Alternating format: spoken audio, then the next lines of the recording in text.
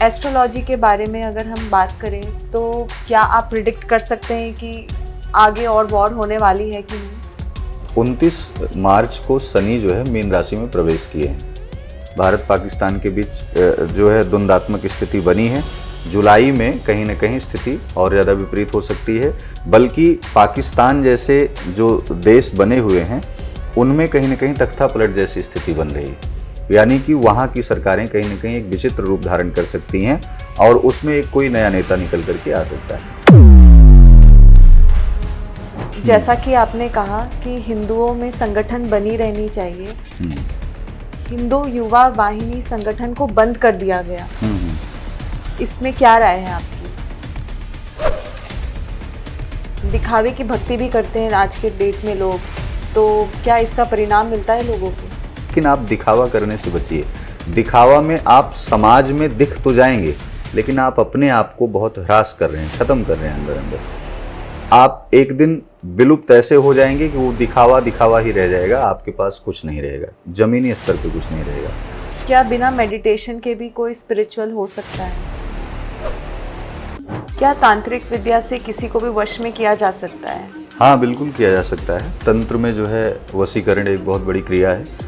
मारण, सम्मोहन, उच्चाटन और वशीकरण, ये 4 प्रकार की क्रियाएं हैं जो तंत्र में होती हैं। कि तंत्र क्रिया करने वाले व्यक्ति, उनके शरीर में कहीं ना कहीं सफ़ेद दाग हो जाते हैं, या तो वो अंततः मानसिक रूप से पागल हो जाते हैं, या वो परिवार से दूर हो जाते हैं। अगर कोई मांगलिक है तो क्या ये सत्य है कि वो मौत का कारण बन जाता है या डिवोर्स हो जाता है?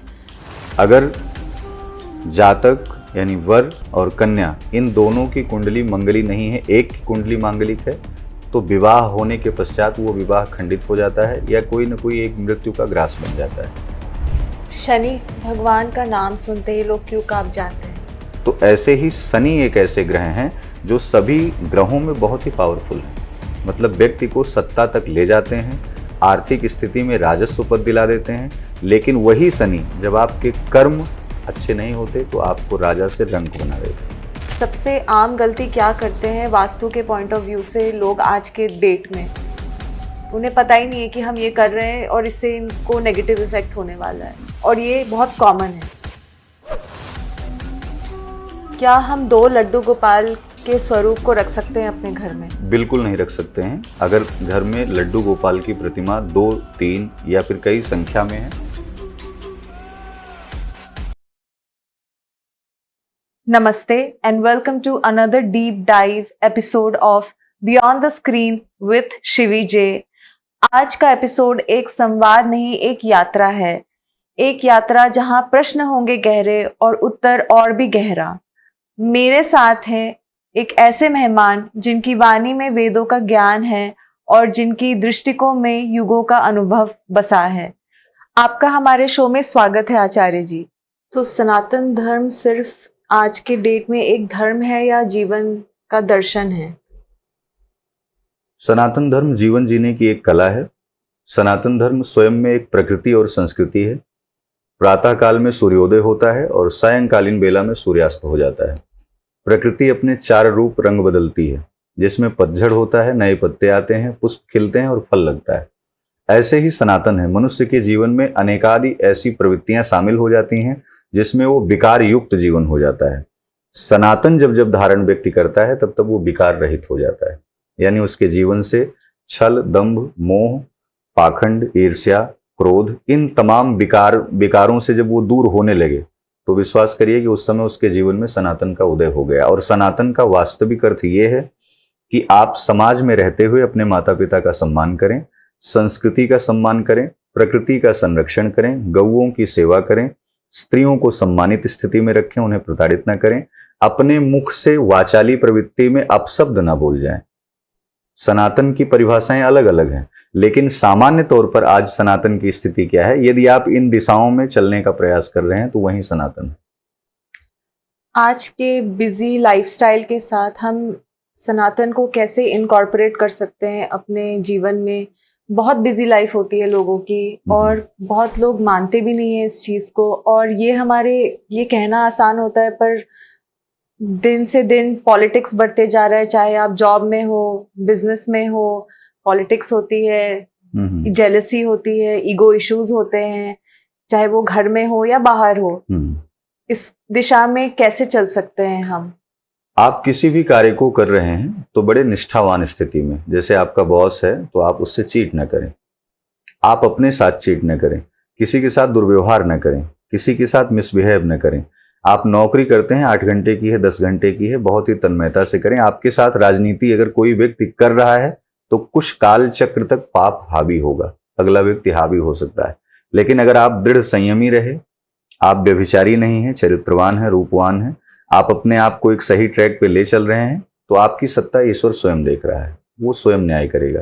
क्योंकि कुछ समय तक तो जो है असत्य की विजय होती है, असत्य हावी होने का प्रयास करता है, लेकिन कुछ काल के बाद सत्य उसे पराजित कर देता है। तो मुझे लगता है कि अगर आप ऑफिशियल हैं, कोई बिजनेस करते हैं, नौकरी करते हैं, तो सनातन को धारण करने का तरीका ये है कि छल, दंभ, द्वेष और पाखंड, इन चीजों से आप बिल्कुल दूर रहें। अपने आप को सामान्य स्थिति में लेकर के चलें। थोड़ा कमाते हैं, थोड़ा ही खाएं। व्यभिचार से बचें। नकारात्मक जोन से जितना हो सके नकारात्मक लोगों से आप बचें। किसी भी नेगेटिव माइनस पॉइंट को अपने जीवन में आप क्रिएट न करें। सनातन को धारण करने का एक सही तरीका ये है कि जितना हो सके अपने आप को संयमित रखें, और वह संयमित रखने के लिए आपको आध्यात्मिक होना पड़ेगा। जैसे वस्त्र आपका गंदा हो गया, आप पहन के जाते हैं, तो उसे प्रक्षालित करने के लिए आप निरमा पाउडर आदि कुछ चीजों का इस्तेमाल करते हैं। ऐसे ही जीवन में मन मस्तिष्क में बहुत ज्यादा नकारात्मकता हावी हो जाए तो उसे डिलीट करने के लिए आध्यात्मिक दुनिया में ही आपको जाना पड़ेगा, तभी आपका मार्ग प्रशस्त होगा। नहीं तो आप व्यभिचार में भी जा सकते हैं, निरर्थक पैसा आपका अन्य किसी दिशा में खर्च हो सकता है, और फिर आप इतना फ्रस्ट्रेट होंगे कि घर में कलह तांडव बना रहेगा। क्या पूजा पाठ करने से हम सनातन से ज्यादा जुड़े रहेंगे? सनातन संस्कृति का एक अंग है पूजा पाठ। इसके कई सारे अंग हैं। जरूरी नहीं है कि हम पूजा पाठ कर रहे हैं तभी सनातनी हैं। हम एक सत्यवादी, सत्य के रास्ते का अनुसरण कर रहे हैं।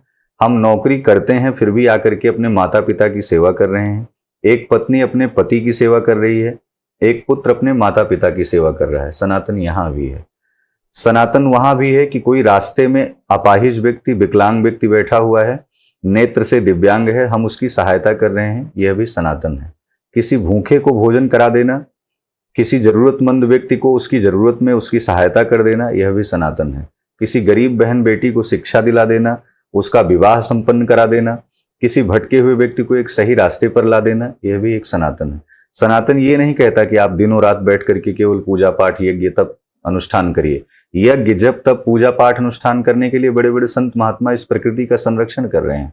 आप उनको फॉलो करिए, उन्हें सुनिए, उनका दर्शन करिए, मठ मंदिरों में जाइए, प्रकृति का दर्शन करिए, अच्छे वृक्ष लगाइए, बैठ करके स्वयं चिंतन करिए, अपने बारे में भी करिए, प्रकृति के बारे में भी करिए, परिवार को कैसे बचाया जा सकता है इसके बारे में करिए, स्वयं को स्वस्थ कैसे रख सकते हैं, आपसे कितने लोग लाभ प्राप्त कर सकते हैं। सनातन की परिभाषाएं ये हैं। सनातन की दिशा और दशा को सही करने के लिए अपने मन को और तन को दोनों स्वस्थ रखना पड़ता है। रिसेंटली पहलगाम में जो अटैक हुआ, उनसे उनका धर्म पूछ के उन्हें मारा जा रहा है। बांग्लादेश में हिंदुओं की हालत काफी खराब है। क्या कर सकते हैं ऐसे लोग जो सनातन फॉलो करना चाहते हैं लेकिन दुनिया उन्हें फॉलो करने नहीं दे रही? देखिए, त्रेता में, द्वापर में और सतयुग में नाना प्रकार के राक्षस पहले भी थे, और आज इस समय कलिकाल चल रहा है। कलिकाल में भी राक्षसों की भूमिका उसी तरह है। जैसे हर व्यक्ति में एक रावण छिपा हुआ है। स्त्री, जैसे बांग्लादेश है तो बांग्लादेश में हिंदुओं का नरसंहार हो रहा है और हिंदू वहां से पलायन कर रहे हैं। हमारे भारत में ही एक बंगाल एक ऐसा राज्य है, बंगाल में भी यही स्थिति बनी हुई है कि वहां से भी हिंदू पलायन कर रहे हैं। वस्तुतः विषय यह है कि हिंदुओं के पलायन पर जब व्यक्ति उस सत्ता पर बैठता है, सत्तारूढ़ स्थिति में आता है, तो उसकी मानसिक मनोदशा अगर वो धर्म के पथ पर नहीं है तो कहीं ना कहीं विचाराधीन हो जाती है, यानी वो विचारों से मुक्त हो जाती है और वो पाप कर्म में अधिक संलिप्त हो जाता है। वो क्यों? छोटी मोटी प्रतिभा पाने के लिए। जैसे आजकल दुर्वृत्तियां अधिक हैं, किसी एक समुदाय के कारण से नाना प्रकार के हिंदू प्रताड़ित हो रहे हैं, जिसमें एक ही समुदाय ऐसा है जो बार बार हिंदुओं को आहत करने का प्रयास करता है। वो चाहे पहलगांव में हिंदुओं के जो है माताओं के बहनों के सुहाग उजाड़ दिए गए, चाहे बांग्लादेश से हिंदू पलायन कर रहे हैं, या बंगाल से हिंदू पलायन कर रहे हैं, या अन्य जगहों पर हिंदू प्रताड़ित हो रहा है। तो इन सब में एक ही भूमिका है, जब जब हो ही धर्म की हानि बाढ़ई असुर अधम अभिमानी, तब तब धरि प्रभु विविध शरीरा। भगवान किसी न किसी रूप में आते हैं और ऐसी परिस्थितियों का निर्माण करते हैं कि राक्षस पृथ्वी से मुक्त हो जाते हैं। लेकिन जैसे दिन है रात है, जैसे सुख है तो दुख है, ऐसे ही जीवन में धर्म है तो अधर्म भी है। अगर अधर्म बढ़ेगा नहीं तो धर्म ही चारों तरफ हो जाएगा, तब तो सतयुग आ जाएगा। अभी कलयुग की अधिक आयु है। अभी तो जो परिस्थितियां हैं ये तो हमें लगता है कि 20% है। आने वाले समय में परिस्थितियां ऐसी होंगी कि व्यक्ति जो है, मनुष्य जो है, नरभक्षी हो जाएगा।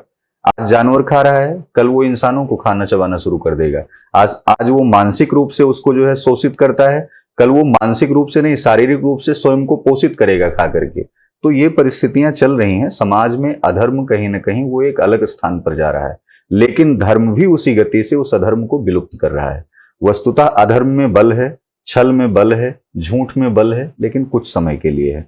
प्रयास ये करना चाहिए कि सनातन संस्कृति में रहते हुए अपने आप को धार्मिक तथ्यों पर ले चलने के लिए जितना हो सके, अवसर में कितना सुंदर हम परमात्मा के समीप जा सकते हैं, उनका संकीर्तन कर सकते हैं, इन राक्षसी दुर्वृत्तियों से कैसे बच सकते हैं, नकारात्मक जोन से कैसे निकल सकते हैं, ऐसी नेगेटिव जगह पर ऐसे नेगेटिव लोगों के साथ कैसे हम उनसे दूर जा सकते हैं, अपनी प्राइवेसी को कैसे हम उसे बना के चल सकते हैं। अगर आप अपनी प्राइवेसी बार बार भंग करते हैं तो व्यक्ति कहीं ना कहीं आपका इस्तेमाल करेगा ही करेगा। वो चाहे सामाजिक रूप से हो, आर्थिक रूप से हो, मानसिक रूप से हो, शारीरिक रूप से हो। आज वो जो पहलगांव में हुआ, मुझे लगता है कि कहीं ना कहीं वो प्राइवेसी उस तरीके से बन नहीं पाई और उन बहनों के साथ, माताओं के साथ उनके सुहाग उजड़ गए। वहां जाकर के जो व्यक्ति खुशी ढूंढने के लिए गया था, वहां से दुख का एक बहुत बड़ा पहाड़ अपने जीवन में सम्मिलित करके ले आया। और जब तक वो पीढ़ी आगे चलती रहेगी तब तक उन बाल बच्चों के मन में रहेगा और वो पहलगांव जाने के लिए सोचेंगे, विचार करेंगे एक बार। तो वस्तुतः क्या है कि हम अपनी यात्रा को, हम अपने जीवन की गति को, अपने जीवन की दिशा को मानसिक तौर पर कितना स्वस्थ होकर के तय कर रहे हैं, ये बहुत आवश्यक है। आप पहलगांव गए थे, ये गलत नहीं था। आप पहलगांव में घूम रहे थे, ये गलत नहीं था। लेकिन उसके संरक्षण करने वाले उस व्यक्ति पर संदेह तब हुआ जब वहां वो बैठ करके या फिर वहां वो ना रहते हुए हमारे भारत के भारतवासियों को सुरक्षित नहीं रख पाए। अगर वहां रहते, भारतवासी वहां सुरक्षित रहते, तो सब व्यक्ति के मन में ये आता कि नहीं, प्रकृति के साथ हम आनंद ले सकते हैं और घूम सकते हैं। लेकिन आज ये बहुत बड़ा टास्क है, कोई व्यक्ति घूमने जाने के लिए तैयार नहीं हो रहा है। अमरनाथ की यात्रा पे जाने के लिए व्यक्ति के परिवार वाले उसको जाने नहीं दे रहे हैं। तो ये सब तमाम प्रकार की स्थितियां सरकार से बनती हैं, राजाओं से बनती हैं। और राजा का इसमें कर्तव्य यह है कि वो एक एक बिंदुओं पर अपना व्यक्तिगत विचार स्वयं रखे और शासन प्रशासन से सहयोग लेकर के उन पर अपनी दृष्टि बनाए रखे। सरकार इसमें गलत नहीं है, लेकिन कुछ गलत स्थिति ऐसी बनी कि वहां पहुंचने में विलंब हो गया। हो सकता है कुछ लोग बच सकते थे। अगर पहले से सुरक्षा की स्थिति वहां चाक चौबंद होती तो और बेहतर हो सकता था। उन माताओं बहनों के जीवन से उनके पति, उनके जीवन के आधार न चले जाते। तो सत्ता तो आती जाती रहती है, हम सुरक्षित रख सकते हैं देश को, लेकिन किसी व्यक्ति के जीवन से अगर सुहाग उजड़ गया, किसी पुत्र का पिता चला गया, तो वो जीवन में खुशहाली आना, हरियाली आना बहुत समय लग जाता है। हिंदुओं ने ऐसा क्या नहीं किया जो दूसरे धर्म है, और जितना हम देखते आए हैं आज के टाइम पे कि वो एक ही धर्म है जो बार बार हिंदुओं पे अटैक कर रहे हैं।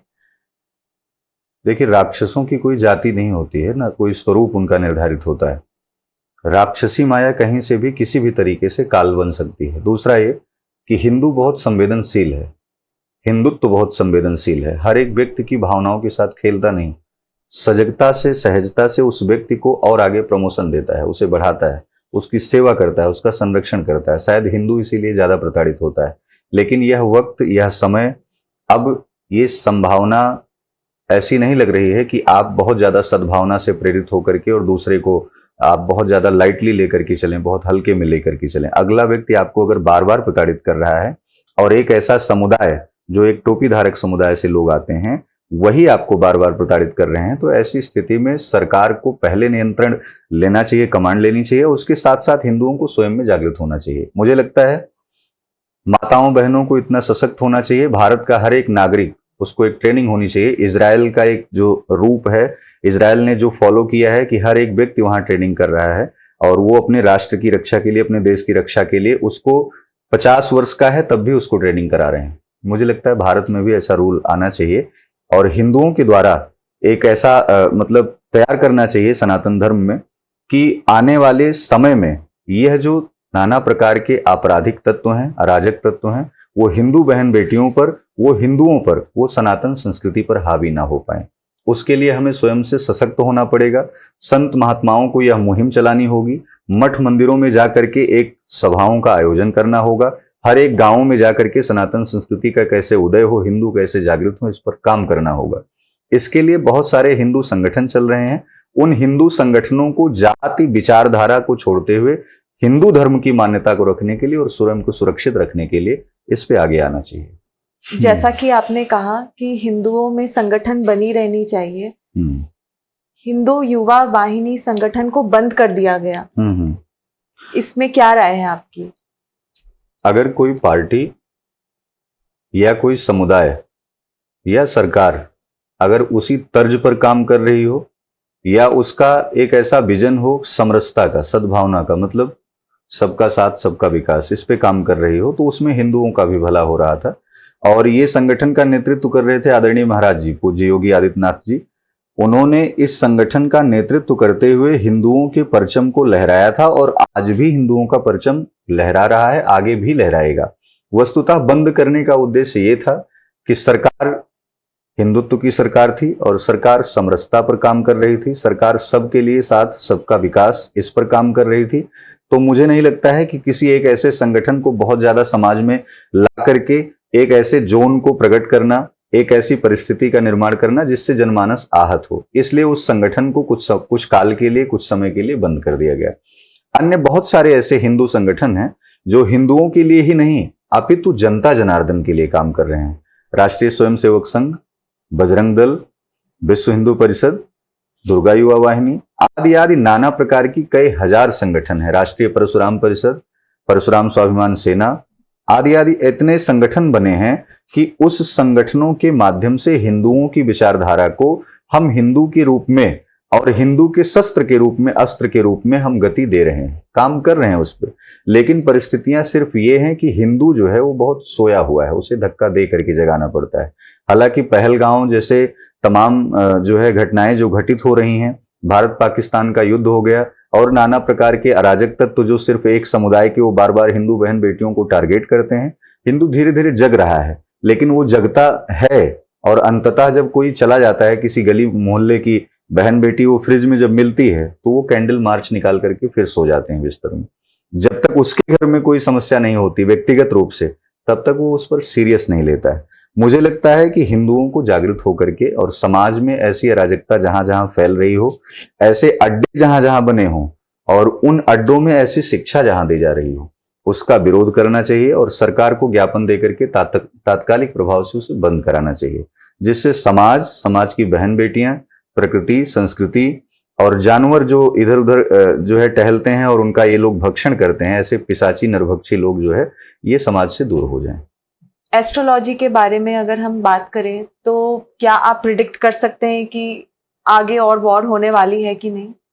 29 मार्च को शनि जो है मीन राशि में प्रवेश किए हैं। ऐसी स्थिति बनी थी जब कोविड काल आया था और इसके पहले भी कई बार हुई है। शनि जब जब मीन राशि में जाते हैं तब तब प्रकृति में आपदा, महामारी, कई देशों के हालात ऐसे बिगड़ जाते हैं जहां महामारी आती है और उसके साथ साथ युद्धात्मक स्थिति बन जाती है। जैसे अभी शनि मीन राशि में जब गए मार्च में 29 मार्च को, उसके बाद से ऐसी कंडीशन बनना शुरू हुई। आपने देखा पहलगांव अटैक हुआ, भारत पाकिस्तान के बीच कुछ छोटी मोटी अभी जो है द्वंद्वात्मक स्थिति बनी है। जुलाई में ये परिस्थितियां और विपरीत हो सकती हैं। जुलाई में कहीं ना कहीं स्थिति और ज्यादा विपरीत हो सकती है, बल्कि पाकिस्तान जैसे जो देश बने हुए हैं उनमें कहीं ना कहीं तख्ता पलट जैसी स्थिति बन रही है। यानी कि वहां की सरकारें कहीं ना कहीं एक विचित्र रूप धारण कर सकती हैं और उसमें एक कोई नया नेता निकल करके आ सकता है। दूसरा ये, भारत की स्थिति पहले भी मजबूत थी, अभी भी मजबूत है। शनि के मीन राशि में जाने की वजह से, राहु और चंद्रमा का संयोग एक सूत्र में बनने की वजह से यहाँ का जो सैन्य बल है, जो सशस्त्र विद्याएं हैं, जो शस्त्र बल है, शास्त्र से जो चीजें चल रही हैं यहाँ की, वो अपने आप में बड़ी महत्वपूर्ण है। और साथ ही साथ ये भी देखा जा रहा है कि वो अपने आप में बड़ा बलिष्ठ हैं। मतलब वो किसी प्रतिद्वंदी को, किसी अन्य देश को वो अपना जवाब देने में बहुत ही तटस्थ हैं। बहुत ही अपने आप में सक्षम है। तो परिस्थितियां ऐसी बनेंगी, जुलाई तक अभी एक आध बार और स्थिति ऐसी बनेगी। इसके बाद जब तक शनि मीन राशि में रहेंगे तब तक ऐसी स्थिति बन सकती है। महामारी आप देख रहे हैं कि कोविड भी अभी धीरे धीरे पुनः पनप रहा है, और आपने देखा कि अभी युद्ध जैसे हालात बहुत बने और उसमें सिंदूर ऑपरेशन हुआ।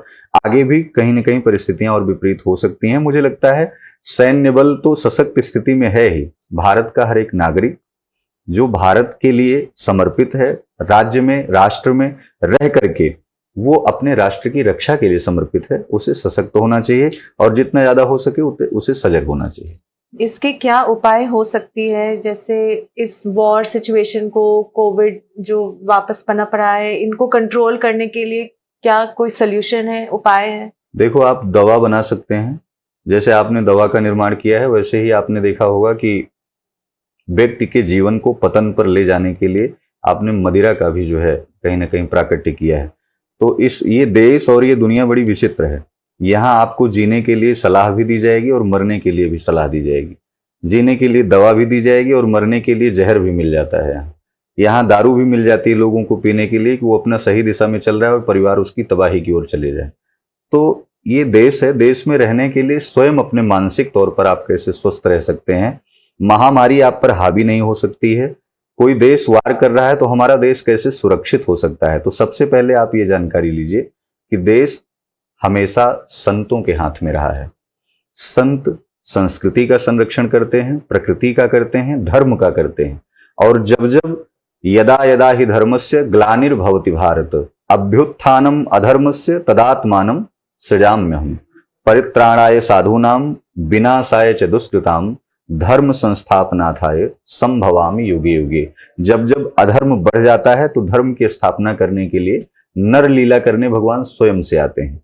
सरकार में सत्ता पर बैठा हुआ व्यक्ति अगर वो धार्मिक रूप से अपने मन को केंद्रित करते हुए, धर्म को धारण करते हुए देश के लिए, देश की जनता के लिए समरसता की भावना लेकर के चल रहा है, तो मुझे लगता है कि वो देव की कृपा है, देवता युक्त है, यानी कि ऋषियों की परंपरा को लेकर के अपने जीवन में चल रहा है। साधारण व्यक्ति नहीं है वो अपने आप में। उसने अपने जीवन में संघर्ष भी किया है, उसने अपने जीवन में अध्यात्म को पिरोया है, तब जाकर के उसकी ऐसी मानसिकता बनी है।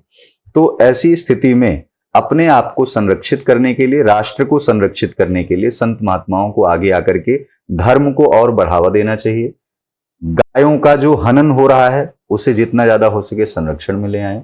जितना हो सके यज्ञादिक अनुष्ठान राष्ट्र की रक्षा के लिए करें, उन सैनिकों की रक्षा के लिए करें, उन माताओं के जीवन में जिनके पति बॉर्डर पे जाकर के लगे हैं और उन्होंने अपने प्राणों की आहुतियां दे दी, उनके लिए यज्ञ अनुष्ठान करें। उनको बल कैसे मिले, उस परिवार के लिए खड़े हों जो राष्ट्र की रक्षा के लिए बॉर्डर पर तैनात हैं, दिनों रात 24 घंटे वो केवल एक काम कर रहे हैं, आपको सुरक्षित रखने के लिए। तो इन सब चीजों के लिए संतों को आगे आकर के बड़े बड़े यज्ञादिक अनुष्ठानों से देवताओं को प्रसन्न करना होगा, प्रकृति का संरक्षण करना होगा। साथ ही साथ उन जो हमारे जवान हैं देश के, उन जवान के परिवारों के जीवन में कोई आपदा ना आए, इसलिए उन सब को एक सूत्र में पिरो करके धर्म को धारण कराना होगा। इससे हम जो है देश में सुरक्षित रह सकते हैं, महामारी आपदा से भी बच सकते हैं और हमारा धर्म जो है वो एक अलग लेवल पर समाज में पनपता हुआ चला जाए। लगभग 60 करोड़ भक्तों ने नहाया है महाकुंभ के मेले में, इतना बड़ा आयोजन हुआ। जी। तो इसका तो पॉजिटिव इफेक्ट होना चाहिए था। 60 करोड़ लोगों ने लगभग महाकुंभ के आयोजन में प्रतिभाग लिया। उसका सबसे बड़ा महत्वपूर्ण ये उद्देश्य रहा कि उसके जीवन में जो धर्म पहले से चल रहा था वो ऊर्जावान कैसे हो। मुझे लगता है 60 करोड़ पब्लिक अगर आई गई तो उस व्यक्ति के जीवन में धर्म कहीं ना कहीं जो विलीन स्थिति में जा रहा था, जो नास्तिकता को जन्म दे रहा था, जो उसकी नास्तिक विचारधारा कहीं ना कहीं पनप रही थी, तो उन लोगों के अंदर वो पुनः एक बार धर्म स्थापित ऐसा हुआ। धर्म में आस्था रख करके उनको ऐसा महसूस हुआ कि सनातन धर्म में आज भी एकजुटता है, एकता है, अखंडता है। भारत में जो नदियां, पवित्र नदियां हैं, उसके प्रति आस्था है। प्राचीन महाकुंभ जो हुए उनके प्रति आज भी लोगों के अंदर जागरूकता है, लोग देखने आए। तो इससे हम सुरक्षित हुए हैं। लेकिन ऐसा भी नहीं है कि अगर आप महाकुंभ नहा के चले आए तो आप सुरक्षा की जिम्मेदारी आपको मिल गई या फिर आप कोई कवच पहन के चले आए। देखो, ये संसार गृह कारज नाना जंजाला, ये संसार अपने आप में एक बहुत बड़ा जंजाल है। इसमें हर एक व्यक्ति कदम कदम पर कहीं ना कहीं वो फंसता है।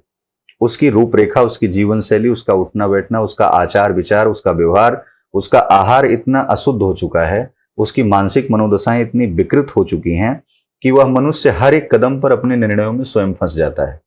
मतलब आ बैल मुझे मार की स्थिति में। तो ऐसे ही इस कंडीशन में अगर आप अपने जीवन में धर्म कर भी रहे हैं तो दिखावे के धर्म से दूरी बनाइए। दिखावे का धर्म क्या है? 60 करोड़ पब्लिक गई तो आस्थावान व्यक्ति सब कोई था, लालायित था कि क्या हो रहा है वहां देखने को, सारे लोग थे। लेकिन 60 करोड़ पब्लिक के ऊपर ईश्वरीय कृपा थी, तब एक सूत्र में वहां लोग समाहित हो सके। कोई आपदा भी आ सकती थी, प्रकृति है, इतना बड़ा वैलेंस वहां एक सरकार के ऊपर पड़ा, इतने लोग एक जगह पर, एक भूमि पर एकत्रित हुए, लेकिन प्रभु कृपा थी, सब कुछ संयमित हुआ, कोई दिक्कत, कोई जनहानि नहीं हुई, कोई समस्या नहीं आई। लेकिन इन सब कृपा को अपने जीवन में धारण करके आप अपने घर तक कैसे लौटेंगे, ये सबसे महत्वपूर्ण विषय है। महाकुंभ नहाने के बाद से लेकर के आप अपनी जीवन की जीने की शैली में, धर्म में जितना ज्यादा हो सके संयम बरतिए। बार बार संयम रहने का इसलिए कहा जाता है कि हो सकता है कोई आपदा आ गई, आप आपदा में कोई अवसर ही आपको नहीं मिल पा रहा है, इसलिए नहीं मिल पा रहा है क्योंकि आप संयमित नहीं है। दूसरा, ये कोई समस्या ऐसी आ गई, धीरज, धर्म, मित्र और नारी, आफत काल पर रखिए चारी। जब कोई आपदा विपदा, कोई ऐसी स्थिति बनती है तो धीरज अर्थात धैर्य, धर्म, जब धैर्य होगा तो धर्म भी बचा रहेगा। मित्र, उस समय आपका सहयोगी कौन है? आपका पति है, आपके आसपास के इष्ट बंधु हैं। और नारी, आपकी पत्नी, आपका पति आपके जीवन में कितना सहयोग में आपके खड़ा हो रहा है। तो ये 4 स्थितियां ऐसी बनती हैं। तो इसीलिए धर्म कभी भी आप धारण करिए, संयम बहुत जरूरी है। अगर संयमित आप नहीं हैं तो आप कितना भी, आप गंगा नहा लीजिए, आप कितना पूजा पाठ कर लीजिए, सब कुछ व्यर्थ है। संयम जीवन में होना बहुत आवश्यक। क्या अंतरात्मा भी कभी गलत दिशा में जा सकता है? आत्मा में परमात्मा का वास होता है। एक माता पिता पुत्र को जन्म देता है उसे गलत दिशा में ले जाने के लिए, ऐसा नहीं होता। वाल्मीकि थे, उनका नाम जीवन में पहले रत्नाकर था, फिर वो अंगुलीमाल नाम के डाकू बने, संत जीवन में आए, फिर जाकर के वाल्मीकि बने वो। और संस्कृत का वाल्मीकि रामायण आप पढ़ेंगे तो उसमें रामचरितमानस में भी वो चीजें नहीं लिखी गई हैं जो संस्कृत में वाल्मीकि रामायण में वाल्मीकि जी ने उतारा है। ऐसे ही एक पुत्र जो है वो पिता के प्रताप से आगे बढ़ता है। 12 पुत्र पिता के धर्मा, खेती उपजे अपने कर्मा। माता के आशीर्वाद से ही पुत्र के जीवन की तमाम रूपरेखाएं आगे बढ़ती हैं।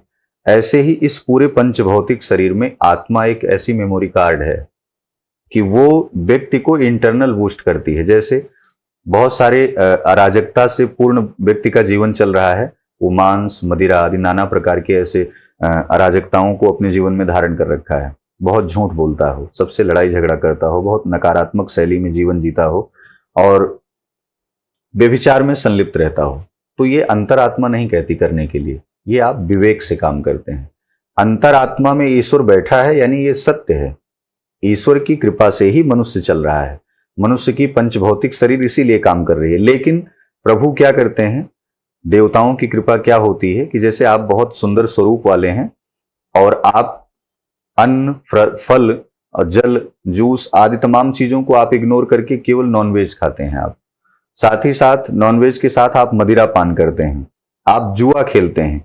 ये सारी चीजों में आप बढ़ते इसलिए चले जाते हैं क्योंकि प्रभु आपको प्रमोशन देते रहते हैं कि जितना गलत काम है तुम कम समय में जल्दी जल्दी कर लो इसे, और फिर अचानक उस व्यक्ति का विकेट गिर जाता है, वो अल्प आयु में ही खत्म हो जाता है। और या फिर ये सब कार्य करते करते उसके साथ क्या होता है कि एक समय ऐसा आ जाता है जो एकदम कंगाल हो जाता है या मानसिक रूप से पागल हो जाता है।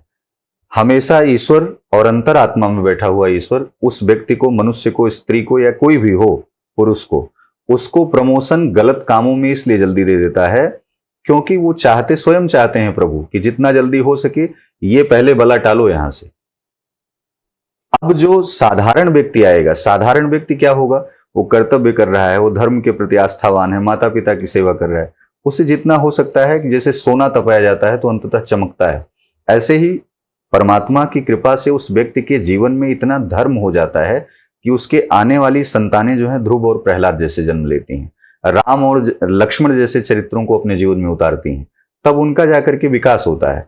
लेकिन आजकल लोगों का एक प्रश्न है कि हम नास्तिक हैं, हम पूजा पाठ नहीं करते फिर भी, लेकिन उन मूर्खों को पता नहीं है कि तुम इस राक्षसी प्रवृत्ति में रह करके तुम अपने जीवन को जी रहे हो, ये भी प्रभु कृपा है। प्रभु स्वयं चाहते हैं कि तुम धर्म से युक्त मत बनो। अगर तुम धर्म में आ जाओगे तो हो सकता है उस घर की पॉजिटिविटी खत्म होने लगे। क्यों? क्योंकि तुम नकारात्मक हो और अचानक तुम परिवर्तन लोगे। तो जो कोष में रखा हुआ धन है, धर्म रूपी धन है, वो अपने आप में कहीं ना कहीं डिलीट होने लगेगा। और उसे भरने के लिए, यानी बैकग्राउंड में कोई बैठा हो, माता पिता बैठे हो, धर्म कर रहे हो, तब तो आसानी से हो जाएगा। लेकिन अगर वो पहले से धर्म किया गया है और तुम नेगेटिव थे, अचानक परिवर्तन ले लिए, तो तुम वहां की भी शांति भंग कर दोगे। इसीलिए प्रभु हमेशा ये कार्य करते हैं और अंतरात्मा में बैठा हुआ ईश्वर भी यही कराता है कि मनुष्य अगर राक्षसी प्रवृत्ति में जा रहा है तो उसे वो और प्रमोशन कर देते हैं। आप देखिए, कोई व्यक्ति जैसे जुआ खेल रहा है तो उस जुआ में बहुत सारे लोग होते हैं कि वो हार जाते हैं, निराश हो जाते हैं। क्या बताएं, हम सट्टा जुआ में बहुत पैसा लगाए लेकिन मुझे लाभ नहीं मिला। प्रभु स्वयं नहीं चाहते, आपके कुल के पूर्वज स्वयं नहीं चाहते कि आप गलत दिशा में जाएं। आप उसके लिए पंडित, पुजारी, मंदिर, आप किसी तांत्रिक, किसी न किसी व्यक्ति से आप संपर्क में आते हैं, उसके लिए आप कहीं ना कहीं शिक्षा लेते हैं। लेकिन आप कितना भी उसमें निपुण हो जाएं फिर भी नुकसान होता है। उसकी एक वजह यह है कि अंतरात्मा में बैठा हुआ ईश्वर आपसे वो कर्म कराना नहीं चाहता, लेकिन आप फिर भी इतने नालायक हैं कि जबरदस्ती उसी रास्ते पे जाना चाहते हैं। एक ऐसा व्यक्ति जो जुए सट्टे में खूब पैसा कमा करके खूब बढ़िया मकान, खूब अच्छी गाड़ी, सब कुछ ले लिया, चलने के बाद अचानक एक्सीडेंट हो जाएगा, या तो वो मर जाएगा या परिवार का कोई ऐसा अंग उसका टूट जाएगा, कोई ऐसा बच्चा चला जाएगा जिससे वो टूटता चला जाएगा। मतलब ये जुआ सट्टा, इसका जो धन होता है, आप एक बार कमा तो लेंगे, आप एक बार राजा बन जाएंगे, लेकिन जिस समय जब आप भिखारी बनते हैं, जैसे लकड़ी में दीमक लगती है तो अंदर अंदर खोखला कर देती है, बाद में लकड़ी उखड़ा हो जाती है। तो एक बार प्रमोशन हो जाएगा, लेकिन जब आप गिरेंगे तो नीचे आपको सीढ़ियां नहीं मिलेंगी, अचानक गिर करके आप टूट जाएंगे। तो इसीलिए प्रयास करो कि सत्य के मार्ग पर चलो। सत्य धारण करना बड़ा कठिन है, अंतरात्मा में बैठे हुए ईश्वर को पहचानना बड़ा कठिन है। उनको पहचानने के लिए आध्यात्मिक होना पड़ेगा। अध्यात्म माता पिता की सेवा से आगे बढ़ता है, गौओं की सेवा से आगे बढ़ता है, लोगों की सेवा से आगे बढ़ता है। स्वयं को जितना संयमित रखिए उससे आगे बढ़ता है। थोड़ा पूजा पाठ भी करते रहिए। इन सब चीजों से अंतरात्मा में बैठा हुआ ईश्वर आपको सही दिशा में ले जाएगा। और अगर आप अंतरात्मा में बैठे हुए ईश्वर के द्वारा मिल रहा नोटिफिकेशन आप फिर भी उसे दरकिनार कर रहे हैं, तो यानी कि आप चल तो रहे हैं लेकिन एक ऐसी जगह पर गिरेंगे जहां से कोई निकालने वाला नहीं है। दिखावे की भक्ति भी करते हैं आज के डेट में लोग, तो क्या इसका परिणाम मिलता है लोगों को? दिखावे में तो पूरी दुनिया चल रही है। दिखाना मतलब ये है, जैसे सूर्य सुबह प्रातः उगता है, सूर्य की किरण पूरे प्रकृति को सौंदर्य की तरफ ले जाती है और सबको एक प्रकाश देती है, लेकिन सूर्य का समय फिक्स है कि वो शाम को फिर से अस्त हो जाएगा, रात फिर होगी। ऐसे ही जीवन जीने की कला में अगर मनुष्य अपने जीवन में जो कार्य कर रहा है उस कार्य को, उस कर्तव्य को अपना मान करके अगर उसने अपना धारण कर लिया और सही ट्रैक पर चलना शुरू कर दिया, यानी उसको ये पता हो गया कि मेरा यहां से यहां तक निर्धारित है समय और कार्य, तो वो अपनी शैली को पवित्र रखते हुए अगर काम कर रहा है तो वो दिखावा नहीं है। दूसरा दिखावा कहाँ पे है? हम समाज को दिखा रहे हैं। आजकल तो दिखावा इस टाइप का हो गया है जैसे परिवार में ही बहुत सारे ऐसे नालायक पुत्र हैं जो अपने माता पिता को ही दिखाने के लिए बहुत सारा काम करते हैं। तमाम ऐसे लोग हैं जो समाज को दिखाने के लिए काम करते हैं, लेकिन आप दिखावा करने से बचिए। दिखावा में आप समाज में दिख तो जाएंगे, लेकिन आप अपने आप को बहुत ह्रास कर रहे हैं, खत्म कर रहे हैं अंदर अंदर। आप एक दिन विलुप्त ऐसे हो जाएंगे कि वो दिखावा दिखावा ही रह जाएगा, आपके पास कुछ नहीं रहेगा, जमीनी स्तर पे कुछ नहीं रहेगा। दिखावा करने वालों के पास जैसे वो दिखावा कर रहा है, ऐसे ही प्रभु भी दिखावा करते रहते हैं। ठीक है हो रहा है, उनकी भी अदालत में काम ऐसे ही हो रहा है। क्या बिना मेडिटेशन के भी कोई स्पिरिचुअल हो सकता है? स्पिरिचुअल होना, मेडिटेशन आप इसलिए करते हैं क्योंकि आपकी शांति जो है वो भंग हो जाती है, वो शांति स्थिर हो जाए, आप संयमित हो जाएं, आप शक्तिवान हो जाएं। जैसे स्पिरिचुअल होने के लिए आपको अच्छा बोलना पड़ेगा, समाज में अच्छा दिखना पड़ेगा, लेकिन उन सब चीज़ों को दिखने से पहले, करने से पहले स्वयं को अच्छा करना होगा।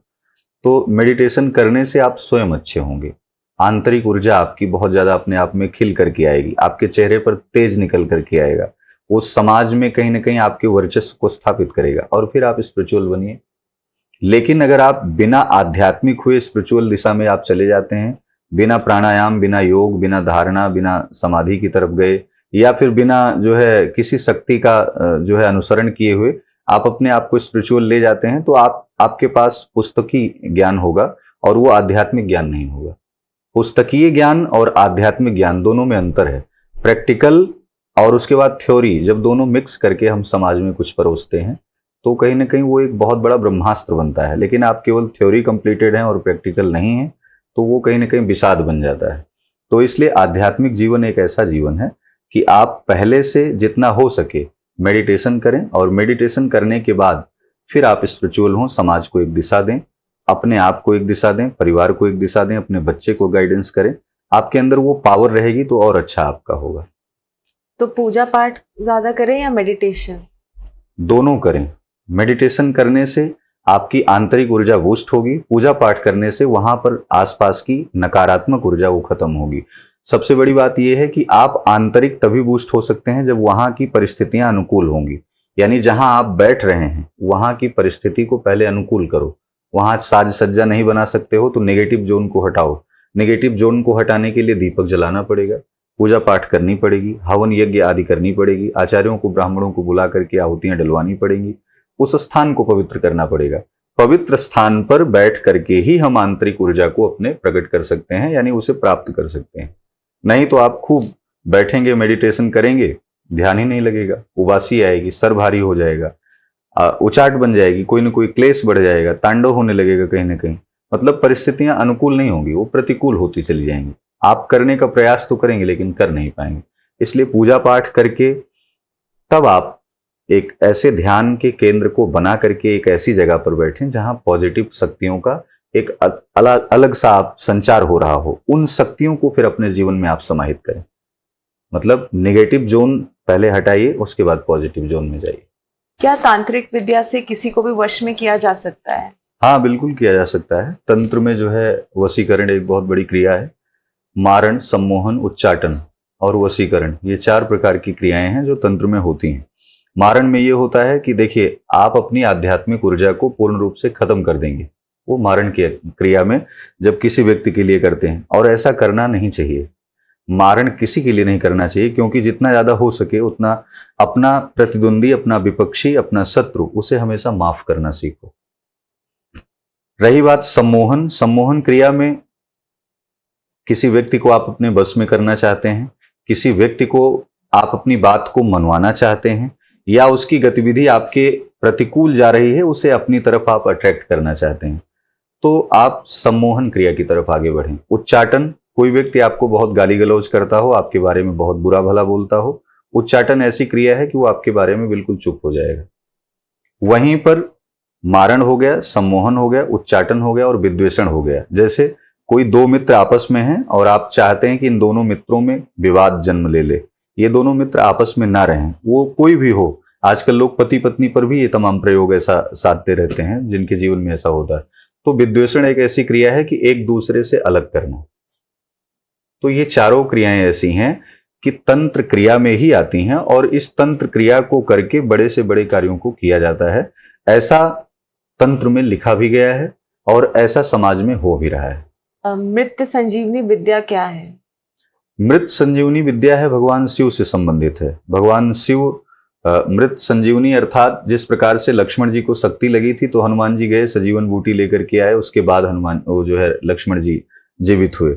ऐसे ही मृत संजीवनी एक ऐसा मंत्र है जिस मंत्र का जप करके अगर व्यक्ति मरणासन्न स्थिति में है, यानी वो मृतक होने वाला है और प्राण उसके किसी तरीके से चल रहे हैं, संकट में हैं, तो उससे भी उबारा जा सकता है मृत संजीवनी मंत्र को जप करके। लेकिन उसका एक नियम है, आप बहुत ही विशुद्ध रूप से एक सरसों के तेल का दीपक जला करके मृत संजीवनी मंत्र को धारण करके रुद्राक्ष की माला पहन करके, और रुद्राक्ष की ही माला पर अगर आप जप करते हैं तो मृत संजीवनी मंत्र से ये 1000% सत्य है और प्राचीन सत्य है कि आप मृत संजीवनी मंत्र से व्यक्ति को रोगों से दूर कर सकते हैं। व्यक्ति के नाना प्रकार के ऐसे रोग हैं जिससे वो बहुत ग्रसित है और उसका जीवन अल्प आयु की तरफ जा रहा है, तो आप उस पर विजय प्राप्त कर सकते हैं। ठीक ऐसे ही महामृत्युंजय है। महामृत्युंजय यानी मृत्यु पर विजय प्राप्त करना। मृत संजीवनी यानी कोई ऐसा व्यक्ति है जो मृत्यु की तरफ जा रहा है, उसे संजीवनी के रूप में उसके जीवन में एक ऐसा मंत्र प्रवाहित करना, एक ऐसी शक्ति प्रवाहित करना जिससे वो अपने जीवन में फिर से दोबारा वापस आ सके। तो भगवान शिव एक अलौकिक शक्तियों के बहुत बड़े एक भंडार हैं, और उन शक्तियों के भंडार में आपने देखा होगा कि इस ब्रह्मांड में जब शब्दों की उत्पत्ति हुई तो उस समय भगवान शिव के डमरू से सारे शब्द उत्पत्ति हुई, जिसमें 14 प्रकार के माहेश्वर सूत्र आए और वहीं से मंत्रों की उत्पत्ति होती है। इस पृथ्वी पर पहले ओंकार शब्द था। भगवान शिव निराकार हैं। भगवान शिव के द्वारा ही ये संपूर्ण गतिविधियां प्रवाहित हुई, आगे संचालित हो रही हैं। तो मृत संजीवनी एक ऐसा मंत्र है जिसे आप अपने जीवन में धारण करके मृत्यु पर विजय प्राप्त कर सकते हैं। कोई रोगी व्यक्ति हो तो रोगों पर भी विजय प्राप्त किया जा सकता है। क्या शव साधना में साधक खुद भी मरता है? शव साधना के अंतर्गत देखा जाता है तो ये स्मशान में विशेष रूप से साधना की जाती है, और व्यक्ति को मरना नहीं पड़ता है, लेकिन मृत्यु जैसी पीड़ा से और उस साधना को अपने जीवन में धारण करते हुए उस स्थिति से गुजरना पड़ता है। वस्तुतः ये शव साधना इतनी आसान नहीं है। इसको करने के लिए व्यक्ति को अपने जीवन में अकेला होना पड़ता है। जितना ज़्यादा हो सके उतना अकेला रहे, परिवार से, घर से, मित्र बंधुओं से आदि नाना प्रकार की संपत्तियों से अपने आप को बहुत अकेला, और रात्रिकालीन बेला में अर्धरात्रि में ये साधना शुरू की जाती है। विशेष रूप से शमशान से शुरू होती है। शव साधना करने के लिए पहली बात तो आज की काल और परिस्थितियां ऐसी हैं कि आजकल अल्प आयु में लोग चले जा रहे हैं। तो अल्प आयु में जाने के बाद जब वो प्रेत बन रहे हैं तो मुझे लगता है कि उन प्रेतों के ऊपर ही साधना करना इस समय सबसे कठिन है। क्योंकि जब आप साधना करने कोई भी बैठते हैं, जैसे शमशान में गए और 100 साधना करनी है, वो व्यक्ति अल्प आयु में गया है और उसकी मृत आत्मा आसपास कहीं ना कहीं वो चक्कर काट रही है, तो आपके ऊपर भी वो साइड इफेक्ट कर सकती है। शारीरिक रूप से आप पैरालाइज हो सकते हैं, मानसिक तौर पर पागल हो सकते हैं, आपके परिवार में कोई ऐसी गतिविधि हो सकती है कि वो चीजें आपसे झेली नहीं जाएंगी। फिर आप एक ऐसी क्रिया में दोबारा वापस चले आएंगे, मतलब परिवार से मोह माया के बंधनों में आप दोबारा लौट के आ जाएंगे और फिर आसक्तियां आपकी वही बनी रहेंगी। इससे पहले कि आप शव साधना ही नहीं, कोई भी साधना आप अपने जीवन में धारण करें तो अपने शरीर का बंधन कर लें। यानी आसपास की वो जो ऊर्जा है, जो शक्ति है, वो बहुत नेगेटिव है और उसे पॉजिटिव करना है, और ऐसी साधना की तरफ जा रहे हैं जो तंत्र क्रिया में बहुत बलिष्ठ है। आपने ये ध्यान दिया होगा कि तंत्र क्रिया करने वाले व्यक्ति, उनके शरीर में कहीं ना कहीं सफेद दाग हो जाते हैं, या तो वो अंततः मानसिक रूप से पागल हो जाते हैं, या वो परिवार से दूर हो जाते हैं। बिल्कुल दूर इसलिए हो जाते हैं क्योंकि तंत्र ऐसी क्रिया है, तंत्र में ऐसी शक्तियां हैं कि वो परिवार से बिल्कुल अलग कर देती हैं, आपके जीवन को पूर्ण रूप से झकझोर देती हैं। लोगों को एक खुशियां दिखाई पड़ती हैं, उनकी तमाम प्रकार की चीजें दिखाई पड़ती हैं, उनकी संपत्तियां दिखाई पड़ती हैं, लेकिन वास्तविकता ये है कि वो अपने जीवन में कभी खुश नहीं होते हैं। वो काम तो कर रहे होते हैं, वो पैसों के लिए काम कर लेंगे, वो समाज के लिए काम कर लेंगे, वो राष्ट्र के लिए काम कर लेंगे, लेकिन वस्तुतः जितने भी तंत्र करने वाले लोग हैं वो इंटरनल हमेशा अपने आप में खुश नहीं होते। महादेव की ही द्वारा उत्पन्न की गई ये तांत्रिक शक्तियां हैं। महाकाली के संरक्षण में ये सभी तंत्र शक्तियां कार्य करती हैं, और महाकाली जिस प्रकार से रौद्र रूप धारण किया था और असुरों का नरसंहार कर रही थी, तो महादेव स्वयं जमीन पर लेट गए और तब जाकर के पैर पड़ा काली जी का। वो जो जिह्वा से रक्तपात गिरता रहता है, आप लोग फोटो वायरल होती है देखते होंगे, उस क्रिया में महाकाली को रोकना पड़ा। ऐसे ही तंत्र जब आप सिद्ध कर लेंगे या सिद्धि की तरफ आगे प्रवेश कर रहे हैं, कदम बढ़ा रहे हैं, तो बहुत ही अपने आप को रिजर्व रख करके चलें, बहुत ही संयमित रख करके चलें, तभी किसी भी साधना पर विजय प्राप्त की जा सकती है। अगर कोई मांगलिक है तो क्या ये सत्य है कि वो मौत का कारण बन जाता है या डिवोर्स हो जाता है? अगर कुंडली में 1, 4, 7, 8, 12 इन स्थानों पर अगर मंगल है तो विशेष रूप से व्यक्ति पूर्ण रूप से मांगलिक माना जाता है। अगर जातक यानी वर और कन्या इन दोनों की कुंडली मंगली नहीं है, एक की कुंडली मांगलिक है, तो विवाह होने के पश्चात वो विवाह खंडित हो जाता है या कोई ना कोई एक मृत्यु का ग्रास बन जाता है। वो ये कहीं ना कहीं ये प्रैक्टिकल लाइफ में देखा गया है, और ये एक नहीं 1000 घटनाओं से। इसलिए कभी भी जब आप विवाह करें और आपकी कुंडली में मंगल दोष है, तो वो मंगल दोष किसी ग्रह से अगर कट रहा है, उसका परिहार हो रहा है, तो आप ऐसी स्थिति में मंगल के लिए जितना ज्यादा हो सके, फिर भी आप जब तब दान पूजा पाठ करने के पश्चात जिस लड़के से आप विवाह कर रही हो उस लड़के की भी कुंडली में आंशिक रूप से मंगल हो तभी विवाह करें। यदि आपका पूर्ण मांगलिक कुंडली है आपकी, या चाहे वर की हो या कन्या की, तो अगले को भी पूर्ण मांगलिक कुंडली के साथ ही विवाह करना उचित होता है। अन्यथा जीवन में कुछ ऐसी स्थितियां आ जाती हैं कि उसका जीवन बीच में ही अवरोध हो जाता है। महिला हो तो वैधव्य जीवन की तरफ चली जाती है, और पुरुष होता है तो वो कहीं ना कहीं मृत्यु का कारक ग्रास बन जाता है वो। तो इसलिए मांगलिक जो कुंडलियां होती हैं, कुंडली में अगर मंगल दोष है तो उसे आप आसपास के आचार्यों द्वारा, विद्वानों द्वारा, ब्राह्मणों द्वारा आप उन्हें पहले सटीक सलाह लें। सलाह लेने के पश्चात आप मंगल दोष का निवारण करें। मंगल दोष के निवारण के पश्चात 26 से 27 वर्ष के बाद ही विवाह आप करें तो अत्यधिक उचित होता है। क्या कोई व्यक्ति अपने अच्छे कर्मों से अपने दुष्पूर्ण कुंडली को बदल सकते हैं? अगर कुंडली में ग्रह गोचर आपके खराब चल रहे हैं तो पहली बात, आपसे अच्छे कर्म होंगे नहीं। लेकिन आप फिर भी अच्छे कर्म कर रहे हैं तो बार बार, तो शास्त्रों में लिखा गया है, किसी साधक ने लिखा है कि करत करत अभ्यास ते जड़मति होत सुजान, रसरी आवत जाते सिल पर पड़त निशान। बार बार प्रयास करने से वह कार्य एक बहुत बड़ा शस्त्र बन जाता है। वह जो आपके द्वारा कर्म किया जा रहा है वह एक बहुत बड़ा वरदान बन जाता है। तो इसलिए आप अपने जन्म कुंडली, लग्न कुंडली में बैठे हुए ग्रहों की क्रूर दृष्टि को अपने आध्यात्मिक जीवन की शैली से उसे बदल सकते हैं। मतलब कि शत्रु को मित्र बनाना है, तो शत्रु को मित्र बनाने के लिए आपको झुक करके चलना होगा हमेशा, जितना ज्यादा हो सके, और अपने विवेक से आप जो है अपने बुद्धि का इस्तेमाल करते हुए आप कार्य करेंगे। तो ऐसे ही कोई ग्रह अगर आपके नेगेटिव जोन में आपके चल रहे हैं और आपको ले जाना चाहते हैं नेगेटिव दिशा में भी, तो ऐसे में आप उन्हें पॉजिटिव लाने के लिए आध्यात्मिक रहें। आध्यात्मिक दिशा में जितना आप काम करेंगे, अपने आध्यात्मिक दिशा में काम करना इन द सेंस ये हो गया कि आप अपने आप को जितना हो सके उतना स्वच्छ रखिए, दिखावे में नहीं। इंटरनल आप अपने मन को जितना हो सके उतना पवित्र रखिए। आप अच्छे कार्य करिए, अपने अप्रियभाषी मत बनिए, आप मृदुभाषी बनिए। जितना हो सके उतना गलत, मिथ्या, प्रपंच और आदि झूठ से आप बचिए, और अच्छे लोगों के साथ उठिए बैठिए। धीरे धीरे आपके कर्म इतने पवित्र हो जाएंगे कि ग्रह गोचर भी आपका उसी में सपोर्ट करने लगेंगे। लेकिन ये बात सत्य है कि अगर ग्रह खराब चल रहे हैं तो आप कितना भी अच्छा काम करेंगे वो कहीं ना कहीं आपको उसी जोन में ले जाने का प्रयास करेंगे जो उनका स्वभाव है। जैसे राहु की दशा चल रही है तो राहुर बाहुबलम, अच्छे अच्छे लोग संपर्क में आएंगे, बहुत अच्छा उठना बैठना खाना पीना सब कुछ सही रहेगा। लेकिन आप ड्रिंक करने लगेंगे, आपके मन में संदेह आने लगेगा, आपके शरीर में कहीं ना कहीं रोग आ जाएगी, पेट संबंधित बीमारी आ जाएगी। तो इस तरीके से अब वहीं चंद्रमा की दशा चलने लगेगी तो चंद्रमा की दशा में भी ऐसी स्थिति बनती है। चंद्रमा आप एक्स्ट्रा बहुत ज्यादा मतलब आप सो नहीं पाएंगे, रात्रि में आप बहुत ज्यादा जगेंगे, अच्छे अच्छे ख्याल रात में आएंगे और दिन में आलस्य आपको आएगा। चंद्रमा कहीं ना कहीं विवादों का कारक बनाएगा, आपकी मित्रता उसमें कहीं ना कहीं अवसाद करेगा।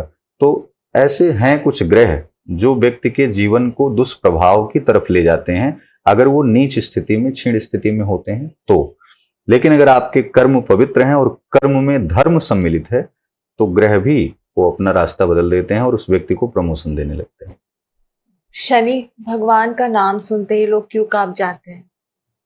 शनि से डरना नहीं चाहिए। शनि एक ऐसे ग्रह हैं जो व्यक्ति के पथ को प्रदर्शित करते हैं, और व्यक्ति का पथ प्रदर्शन होना यानी कि उसे एक सही दिशा में ले जाना।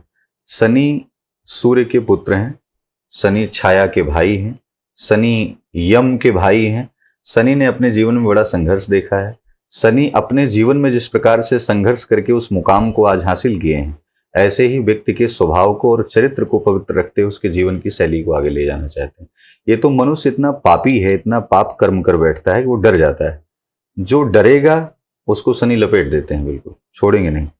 शनि से डरना नहीं, अपने कर्म को, अपने वाणी को, आप अपनी जीवन शैली को जितना ज्यादा हो सके उतना पवित्र स्थिति में ले आइए। यानी शनि ये चाहते हैं किसी महिला के साथ व्यभिचार ना हो, उसके चरित्र के साथ खिलवाड़ ना हो। तुम्हारा व्यक्तिगत चरित्र बड़ा पवित्र होना चाहिए। मनुष्य इसीलिए भटक जाता है और मनुष्य इसीलिए परेशान है क्योंकि आज कर्म के जो फलदाता हैं, जो न्यायाधीश हैं, वो साक्षात शनि हैं। और कलिकाल में बड़ी प्रचंड महिमा है। जैसे अश्वत्थामा बलिर्व्यासो हनुमान च विभीषण कृपा परशुरामस्य सप्तैते चिरंजीविना, जैसे हनुमान जी चिरंजीवियों में से एक हैं, 7। तो ऐसे ही शनि एक ऐसे ग्रह हैं जो सभी ग्रहों में बहुत ही पावरफुल हैं। मतलब व्यक्ति को सत्ता तक ले जाते हैं, आर्थिक स्थिति में राजस्व पद दिला देते हैं, लेकिन वही शनि जब आपके कर्म अच्छे नहीं होते तो आपको राजा से रंक बना देते हैं। तो इसलिए डरना है, लेकिन अगर आपके कर्म पवित्र चल रहे हो तो विश्वास करो शनि आपको कहीं ना कहीं एक ऐसे पद पर ले जाएगा, एक ऐसे जोन में लेकर के जाएगा जहां आपकी कल्पना से परे स्थिति होगी। यानी आप 10 रुपए की अपेक्षा रखते हैं लेकिन वहां 10,000 की प्रॉफिट और इनकम होगी। लेकिन अगर आपके कर्म अच्छे नहीं हैं और आप जो है जरा सी लोकप्रियता के चक्कर में, या फिर हो सकता है कि आप जैसे आजकल लोग 2 नंबर का पैसा कमाते हैं, तो जैसे 2 नंबर का पैसा कमा रहे हैं वैसे 2 नंबर से वो चले भी जाते हैं। तो इसलिए प्रयास करो जितना ज्यादा हो सके उतना एक सही मार्ग पर मेहनत करके परिश्रम करके ले आओगे, 4 लोगों का सहयोग करोगे, स्त्रियों का सम्मान करोगे, गायों का सम्मान करोगे। शनि यही सब चाहते हैं क्योंकि उनकी माँ ने ही उनका साथ दिया था। तो ऐसे में छाया जो उनकी माता हैं और यमुना उनकी बहन है, तो शनि ने जो अपने जीवन में संघर्ष किया उसमें उनकी माँ की बड़ी भूमिका है। तो इसलिए हर व्यक्ति को ये चाहिए कि जितना ज्यादा हो सके शनि ग्रह से डरना नहीं है, लेकिन आपको अपने कर्तव्य शैली को सही रखना है। काल सर्प दोष जीवन में किस तरीके का प्रभाव डालते हैं? काल सर्प दोष व्यक्ति के जीवन में अच्छा प्रभाव डालता है और बुरा भी डालता है। बुरा ज्यादा डालता है। जैसे बच्चा पढ़ाई कर रहा है, उसकी कुंडली में काल सर्प दोष है तो शिक्षा तो वो लेगा, लेकिन शिक्षा में उस शीर्ष स्थान पर पहुंचने के लिए बड़ा परिश्रम करना पड़ेगा।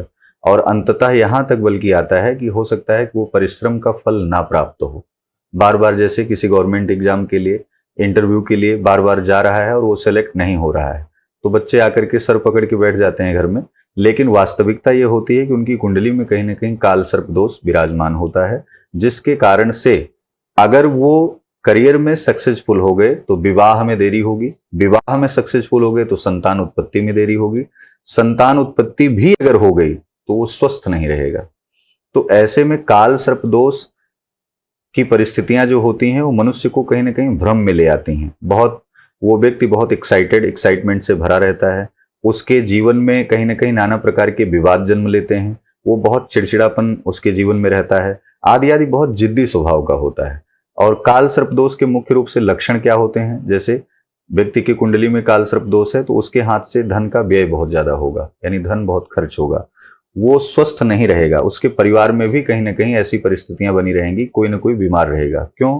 क्योंकि काल सर्प दोष कुंडली में जो बनता है उसके पीछे पितरों का भी बहुत बड़ा रोल होता है, पूर्वजों का, जिसमें आकस्मिक मृत्यु में अल्प आयु में जो खत्म हो जाते हैं, चले जाते हैं दुनिया छोड़ करके, वही एक प्रेत रूप धारण करते हैं। और प्रेत रूप जब धारण करते हैं तो गर्भ में बालक जब आ जाता है तो गर्भ के समय जब बालक गर्भ में पल रहा होता है उसी समय वो छाया के रूप में कहीं ना कहीं दोष बन जाते हैं। तो आपने देखा होगा कि बहुत सारे हॉस्पिटलों में बच्चे या घर में बच्चे जन्म ले रहे हैं तो वो पैरालाइज होते हैं, किसी के नेत्र नहीं है, आदि आदि तमाम चीजें। तो व्यक्ति भगवान को दोष देने लगता है, लेकिन वास्तविकता ये है कि उसके घर में जो नेगेटिव जोन है, जो नकारात्मक स्थितियां हैं, जो प्रेत स्थिति बनी हुई है, जो उसके जीवन में काल सर्प दोष है या आदि आदि तमाम चीजें हैं, उस चीज को, उस समस्या को वो नहीं जान पाता है, उससे वो दूरी बनाना चाहता है, उसे नजरअंदाज करना चाहता है और इसीलिए वो भटकता रहता है। तो इसलिए काल सर्प दोष साधारण नहीं है। अगर आपको नहीं मालूम है तो आप किसी से परामर्श ले सकते हैं,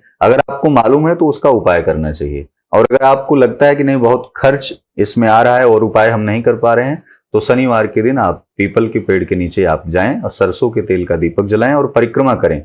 अमावस्या वाली तिथि पर आप अपने घर से कुछ खीर या फिर चावल, मिष्ठान आदि लेकर के अपने सिर से उतार करके, जिसके भी कुंडली में हो, आप किसी गाय को, किसी जानवर को या किसी बहते हुए जल में जहां मछली हो वहां उसे खिलाएं। इससे काल सर्पदोष खत्म नहीं होगा, लेकिन उसका दुष्प्रभाव धीरे धीरे कम हो जाएगा। जी, अगर हम वास्तु की बात करें तो इन जनरल काफी नॉलेज है लोगों के पास। जो लोग इस चीज के बारे में पढ़ाई करके भी आए हैं वो भी काफी चीजें कहते हैं, और जिन्होंने पढ़ाई नहीं की है उनके पास भी काफी नॉलेज है। जैसे फॉर एग्जाम्पल घर में टॉर्टोइज रखना चाहिए, क्या ये पॉजिटिव इफेक्ट आता है इससे? देखो, घर में घर की सजावट, साज सज्जा के लिए हम किसी भी, आजकल कोई भी सीनरी ले आ रहे हैं, कोई भी वस्तु ला करके रख दे रहे हैं, कोई भी पौधा ला करके रख दे रहे हैं। बल्कि यहाँ तक आपने ध्यान दिया होगा कि घरों में आजकल मनी प्लांट ज्यादा लगाए जा रहे हैं। जी। प्रकृति का दोहन करके लोग अपने घरों में आजकल मनी प्लांट लगा करके और वहां ऑक्सीजन और पैसा दोनों इकट्ठा कर रहे हैं। ये सही नहीं है। लेकिन घर में अगर वास्तु के हिसाब से देखा जाए कि वास्तु में आप अपने घर को सजा रहे हैं, तो जितना ज्यादा हो सके पूर्व और उत्तर, ईस्ट और नॉर्थ का जो कोना होता है, ईशान कोण, उस ईशान कोण पर आध्यात्मिक ऊर्जा को कैसे बनाए रखें। जैसे वहां देवालय स्थापित करें, मंदिर स्थापित करें। मंदिर नहीं है वहां पर तो जितना ज्यादा हो सके आध्यात्मिक गतिविधियां वहां पर करें। घर से बाहर उस वाले कोने पर आप तुलसी का पेड़ रख लें, आप समी का पेड़ वहां पर रख लें। जितना ज्यादा हो सके उस कोने को आप बिल्कुल रिजर्व रखिए, क्योंकि इस पूरे वास्तु में एक ऐसा कोना होता है, ये पूर्व और उत्तर का, कि जो पूरे घर के सभी कोनों को, सभी गतिविधियों को, नकारात्मक और सकारात्मक स्थिति को, दोनों को मैनेज वहीं से किया जाता है। तो आप कोई भी वस्तु ला रहे हैं, प्रयास करें कि कोई ऐसी चीज ना हो, आपके खान पान की कोई ऐसी सामग्री ना हो। आप, बहुत सारे लोग इतने ज्यादा मतलब वो राजसी ठाट बाट में रहते हैं कि आजकल वो घरों में जैसे मदिरा रखते हैं, शराब रखते हैं, तो वो भी उठा करके किसी उत्तर और दिशा की तरफ या पूर्व दिशा की तरफ या उत्तर पूर्व के कोने की तरफ रख देते हैं। तो इससे पूरा हमेशा आपके जीवन में, घर में पूरा कलह क्लेश बना रहेगा, धन की स्थिरता नहीं रहेगी। वो कहीं ना कहीं आप मतलब एक ऐसे माइनस जोन में चले जाएंगे कि आपको खुद ही नहीं पता होगा कि हमारा व्यय कहाँ से हो रहा है, हम कहाँ से खत्म हो रहे हैं। तो वास्तु के अनुसार जो ईशान कोण होता है, वो ईशान कोण में केवल आध्यात्मिक वस्तुओं का, आध्यात्मिक पुस्तकों का, आध्यात्मिक ऊर्जा का संचार करने के लिए देवालय का स्थापना करें, ज्यादा अच्छा है। और रही बात कि घर में और क्या साज सज्जा में लगा सकते हैं, तो उस कोने को छोड़ करके और बेहतर जितना बना सकें उतना आप घर को सजा सकते हैं। कई बार तो ऐसा भी होता है कि घर में प्लांट्स मर जाते हैं। कुछ लोग कहते हैं कि हमारे घर में तो प्लांट्स कभी टिकते ही नहीं है। ऐसी स्थिति तब बनती है जब बहुत नेगेटिव जोन होता है। आपके विचार शुद्ध नहीं है, घर का खान पान शुद्ध नहीं है, आप बहुत ज्यादा नॉनवेज की तरफ आप बढ़ते हैं। दूसरी कंडीशन ये बनती है कि आप पूजा पाठ ही नहीं करते हैं उस घर में, तो आप कोई भी पौधा लगाएं, पौधा नहीं, वहां इंसान भी सूख जाएगा, वहां तो गर्भ भी धारण होगा, नष्ट हो जाएगा। इसलिए घर को कैसे पॉजिटिव माहौल में ले आए। पॉजिटिव माहौल में लाने के लिए घर में आप देखिए, सबसे पहली बात ये, प्रातः काल जब हो तो उस समय मंत्रों की ध्वनि हो, चाहे टेलीविजन से चल रहा हो, साउंड से चल रहा हो, कैसे भी चल रहा हो, या फिर आप पूजा पाठ करते हो तो दीपक जला करके कम से कम 10 मिनट 15 मिनट मंत्रों का जाप होना चाहिए। इससे आध्यात्मिक ऊर्जा का संचार होगा। आपके घर में काम वाली आ रही है, आपके घर में कोई भी व्यक्ति आ रहा है, तो वो जरूरी नहीं है कि वो बहुत पूजा पाठ करके आ रहा हो, वो माइनस पॉइंट है, नेगेटिव जोन में आ रहा है, वो नेगेटिव जोन में आ रहा है, तो आपके घर में भी उतनी ही नकारात्मकता लेकर के आ रहा है, तो वो वहीं रख करके जाएगा। वो 1 घंटे आधे घंटे काम तो करेगा ना, काम करके जा रहा है यानी उसका माइनस पॉइंट वहां पर रुक रहा है, वो आया गया यानी उस घर में नेगेटिव जोन प्रवेश कर गया। हम अपने आप को कैसे पॉजिटिव करें, घर की दिशा को कैसे पॉजिटिव करें, इसके लिए आपको जितना ज्यादा हो सके उस समय आप सुबह के समय टेलीविजन पर अच्छे मंत्र, महामृत्युंजय मंत्र हो गया, द्वादशाक्षर मंत्र हो गया, विष्णु सहस्त्र नाम हो गया, दुर्गा सप्तशती का पाठ हो गया, आदि ऐसे सुंदर स्तोत्रों को चलाएं, जिससे घर में रहने वाले जो व्यक्ति हैं, जो कर्मचारी हैं, काम करने वाले व्यक्ति हैं, उनकी मानसिक मनोदशा पर असर पड़े, वो आपके लिए अच्छा विचार करें। आपने देखा होगा कि बहुत सारी महिलाएं आती हैं घर में काम करने के लिए, तो उनकी नाना प्रकार की चीजें, आप वीडियो वायरल होते हैं, देखती हैं जी। और उस कंडीशन में क्या होता है कि लोगों के दिमाग में ये सोच कहाँ से पनपती है। सोच इसलिए पनपती है क्योंकि आप निस्तेज हैं, आप आलसी हैं, आपने सब कुछ उस पर डिपेंड कर दिया है। जैसे बिजनेस में लोग क्या करते हैं, आजकल बिजनेस के लिए जाते हैं, बड़े बड़े बिजनेस किए हैं, लेकिन पूजा पाठ उनका कर्मचारी करता है, उस शटर का ताला कर्मचारी खोलता है। क्यों? क्योंकि लोग इतना वीवीआईपी हो चुके हैं। कुछ ऐसी चीजें होती हैं, कभी कभी कमांड अपने हाथ में रखनी होती है। जैसे काउंटर की कमांड है तो अपने हाथ में रखो। आप किसी कारण बस आप किसी अगले को सौंप सकते हो जिस पे आप बहुत विश्वास कर सकते हो, जो बहुत पॉजिटिव जोन में हो, जो उस बिजनेस को अप ले जाए, ऊपर तरफ ले जाए, नहीं तो वो निगेटिव चला जाएगा, नीचे की तरफ चला जाएगा। शटर का ताला आप खुलवा रहे हो, बहुत अच्छी बात है, लेकिन उस पूरे केंद्र का पूजा पाठ आप स्वयं से करिए। आप अपना विकास के लिए काम कर रहे हैं, लेकिन क्या है कि चंद पैसों के एक ईगो में व्यक्ति इतना आलसी होता चला जा रहा है कि वो अपना सारा काम कर्मचारियों पर डिपेंड कर दे रहा है। कर्मचारी आपका भोजन बना रहा है, भोजन शुद्ध रूप से बना रहा है, उसकी मानसिक मनोदशा कितनी स्वस्थ है ये कौन पता करेगा? आप ही पता करेंगे। जब आप पता करेंगे तब तक हो सकता है काफी लेट हो चुका हो, और वो उसी जोन में भोजन बनाएगा। पहले क्या होता था, भोजन लोग बनाते थे भजन कीर्तन किसी मंत्र का जप करते हुए, या वैसे ही अपने स्वस्थ मन से भोजन बनाते थे। चटनी रोटी खाते थे लेकिन उनको आनंद आता था। आज बहुत अच्छे अच्छे भोजन बनने के बाद, उसे खाने के बाद भी व्यक्ति स्वस्थ नहीं है। क्यों? बनाने वाला व्यक्ति अस्वस्थ है मानसिक रूप से। वो बना तो रहा है लेकिन वो अपनी उलझनों में उलझा हुआ है। ऐसे ही वास्तु पर जो प्रभाव पड़ते हैं, आप बहुत अच्छे सकारात्मक जोन को आपने क्रिएट किया है। घर में आने वाले व्यक्ति उसकी नकारात्मकता बाहर कैसे रह जाए, इसलिए आप अपने दरवाजे पर कोई ना कोई ऐसा चित्र, कोई ना कोई ऐसी प्रतिमा, जिसमें पंचमुखी हनुमान हो गए, गणेश जी हो गए, हनुमान जी का साधारण स्वरूप हो गया, राम दरबार हो गया, आदि ऐसे अपने इष्ट आराध्य की प्रतिमाओं को आप अपने दरवाजे के मुख्य द्वार पर आप उसे लगा सकते हैं। पहला ये। दूसरा ये, लाल कपड़े में करके नारियल आप बांध सकते हैं, जिससे नेगेटिव जोन अंदर न जाए। तीसरा ये कि अगर कोई व्यक्ति, कोई कर्मचारी या आपका पति या आपके जीवन में, आपके घर में आने वाले नात रिश्तेदार जो भी हैं, वो आ रहे हैं, उनकी नकारात्मकता आपके घर में स्थिर ना हो जाए, इसके लिए आप प्रयास करें कि जिस समय लोगों का प्रवेश हो रहा हो, उस समय घर का एक पॉजिटिव माहौल बना करके रखें। कोई ना कोई टेलीविजन पे कोई मंत्र चल रहा हो, नहीं तो घर में एक, जहां आपने पूजा स्थल बनाया है वहां एक दीपक जल रहा हो, तो वो नकारात्मकता आएगी, टकराएगी, चली जाएगी, वो स्थिर नहीं होगी। लेकिन अगर आप ऐसा कुछ नहीं कर सकते, तो आप पहले से उसी में नेगेटिव जोन में हैं, तो आप नहले पे दहला लगा रहे हैं, यानी कि वो अपना भी स्ट्रेस आपके सर पे रख करके चला जा रहा है और आप स्क्वायर में जी रहे हैं। फिर धीरे धीरे वही व्यक्ति डिप्रेशन में चला जाता है, ऑन बेड हो जाता है और वो कहीं ना कहीं इधर उधर भटकता रहता है। वास्तु का इसमें कोई रोल नहीं होता। वास्तु घर में सब कुछ ठीक है और फिर भी आप पॉजिटिव स्थिति में नहीं हैं, उस माहौल को पॉजिटिव नहीं कर रहे हैं, तो यकीनन आप कहीं ना कहीं बीमार हो जाएंगे और ऑन बेड रहेंगे। क्या दवाई को अपने सर के पास रख के सोना चाहिए? दवाई का डब्बा होता है, साइड टेबल पे रख दिया, सो गए। कुछ लोग दवाइयां खाते हैं। देखो, अगर जीवन से बीमारी को दूर करना है तो अपने बेड के समीप लगे हुए ड्रॉल से या बेड के ऊपर दीवान पे जो जगह स्पेस बना हुआ है, वहां से दवाइयों को रखना बंद करिए। आप दवाइयों को अपने सिरहाने रख रहे हैं, यानी आप अपने जीवन में उसको उतार चुके हैं। तो सबसे पहला काम तो ये है कि आप उस दवा को किसी अन्य स्थल पर, उसी कमरे में किसी अलमारी पर रख दीजिए, कोई दूर ले जाकर के टेबल पे रख दीजिए। उसे सिरहाने की तरफ मत रखिए, पैर की तरफ रख लीजिए। दवा एक औषधि है, आपके जीवन को ठीक कर रही है, लेकिन दवा आपके जीवन का आचरण नहीं है। आप उसे अपने जीवन में सम्मिलित मत करिए।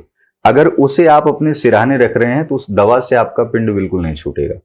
जैसे लोगों को आजकल शुगर बहुत ज्यादा होता है, तो वो इंसुलिन, टेबलेट, वो सब कुछ उनकी आदत, अभ्यास, और डॉक्टर भी कह देते हैं कि आप इसी पे इसको रोज खाते रहिए, तो उन्होंने आदत बना लिया। फिर क्या करते हैं, उसे बेड पे ही रखते हैं। आएंगे, बेड पे बैठेंगे, वहीं खा लेंगे, वहीं सो जाएंगे। वो दवा भी इंतजार करती है कि हम इनको कब लपेटें।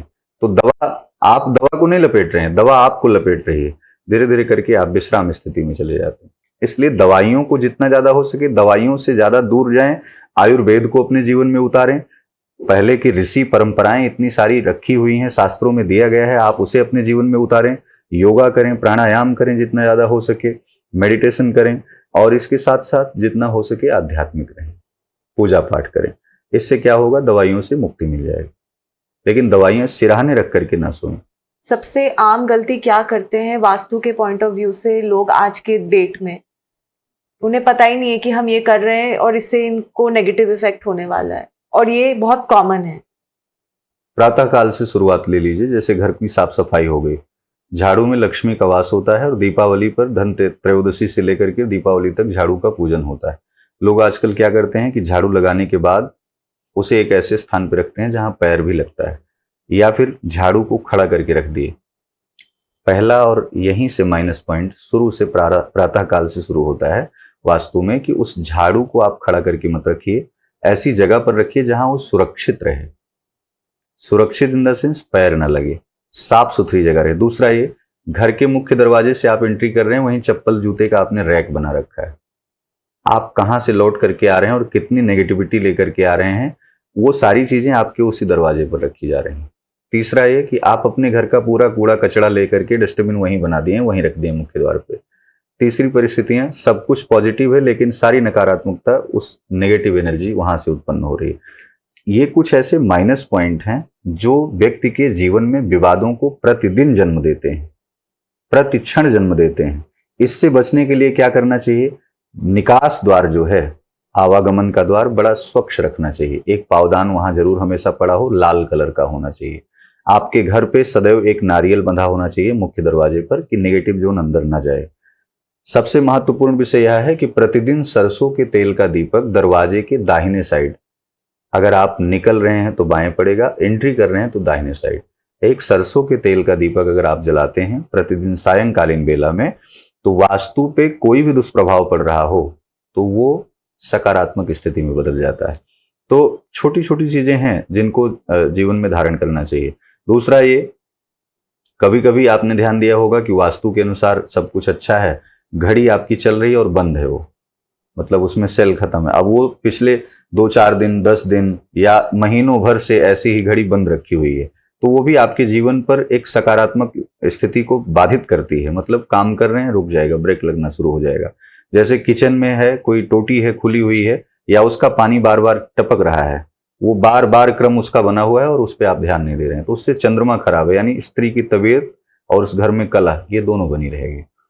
घर में भोजन बन रहा है, आप स्वयं से उस जूठे भोजन को आप खुद भी उसी में बना खा रहे हैं और भगवान को भोग नहीं लग रहा है, उस घर में भी रोगी व्यक्ति हमेशा पनपे रहेंगे, बने रहेंगे। ऐसे बहुत सारे माइनस पॉइंट हैं वास्तु में, जो व्यक्ति जानते हुए भी, चाहते हुए भी उसे करना तो चाहता है, लेकिन आसुरी प्रवृत्तियां उसके शरीर पर, उसके दिमाग पर ऐसी हावी हो जाती हैं कि वो स्वयं में राक्षस बन जाता है। इसलिए वास्तु को ठीक रखने के लिए, करने के लिए, अपने विचारों को शुद्ध करने के लिए छोटी छोटी चीजें करनी पड़ेगी। सबसे बड़ा जो सबसे महत्वपूर्ण विषय यह है कि वास्तु में अगर सकारात्मक स्थिति को आपको बनाना है तो प्रातःकाल और सायंकालीन बेला में घर में एक दीपक अवश्य ही जलना चाहिए, और प्रातःकाल में टेलीविजन पर सुंदरकांड या हनुमान चालीसा या बजरंग बाण ऐसे पाठ चलने चाहिए। अगर आप कर सकते हैं तो उसे स्वयं से पाठ करें। आजकल के बिजी लाइफस्टाइल की अगर हम बात करें तो लोग आते हैं, पूरे दिन काम करते हैं और टीवी खोल के बैठ जाते हैं। इसमें काफी गिल्टी फील होता है। कुछ नेटफ्लिक्स देख रहे हैं, कुछ लोग अमेजॉन देख रहे हैं, एंड इस गिल्ट से कैसे निकला जाए? क्या इसमें भी वास्तु का एक रोल प्ले होता है? देखिए, टेलीविजन यानी राहु का प्रतीक माना जाता है। राहु एक भ्रम का बहुत बड़ा जाल है। मनुष्य काम करता रहता है, काम करने की उसकी शैली बहुत अच्छी है, बहुत बुरी है, करते हुए पूरा दिन इधर उधर भटकेगा, शाम को लौट के आया। राहु एक ऐसा मायावी ग्रह है कि व्यक्ति को ख्याली पुलाव में हमेशा वो ख्याल में ही रखता रहता है। विचार आपके आते रहेंगे, काम आप करते रहेंगे, पशुओं की भांति आप उसी में लगे रहेंगे, लेकिन रिजल्ट अच्छा नहीं आता है, बहुत स्ट्रेस में आप चले जाते हैं। इसमें वास्तु का एक बहुत बड़ा रोल तो होता ही है, लेकिन आपकी जन्म कुंडली में छिपे हुए ग्रहों का भी बहुत बड़ा राज है, जिसमें राहु, चंद्रमा, केतु कुछ ऐसे ग्रह हैं जो आपके जीवन को तनाव की दिशा में ले जा रहे हैं। यानी आप ना तो बॉस की बात को झेल पा रहे हैं, ना अपने काम को झेल पा रहे हैं, ना घर में माता पिता या पत्नी बच्चों की प्रताड़ित नहीं करते, लेकिन उनकी बातों को आप एक्सेप्ट नहीं कर पा रहे हैं। तो ऐसी कंडीशन में राहु की एक अहम भूमिका होती है। मतलब मैं गलत हूं और 1000% गलत हूं, उस गलती को स्वीकार ना करना, यानी एक जिद्दी स्वभाव होना। तो आप आएंगे टेलीविजन में लग जाएंगे आराम से, और वो टेलीविजन में आप अपने आप को नेगेटिव जोन में धीरे धीरे और ज्यादा लेते चले जा रहे हैं। कुछ समय बाद आप डिप्रेशन में हो जाएंगे। क्यों? क्योंकि वो डेटा जो है, वो जो पूरा टेलीविजन का जो तारतम्य चल रहा है, वो आपकी मानसिक मनोदशा को कहीं ना कहीं वो कैप्चर कर रहा है। सारी चीजों को धीरे धीरे वो आपसे जुड़ रहा है।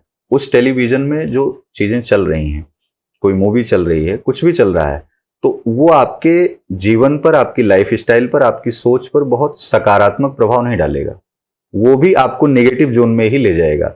इसलिए वास्तु की भूमिका ये है कि अगर आपकी ऐसी आदत है तो आप पहले प्रयास करें कि जहां आपकी टेलीविजन, जहां टीवी लगी हो, उसके ऊपर एक भगवान राधा कृष्ण की या फिर लक्ष्मी नारायण की एक ऐसी फोटो या फिर एक ओम ऐसा शब्द हो जिसको त्राटक क्रिया में आप देखें, देखने के बाद आपके विचार बदलें, परिवर्तित हों।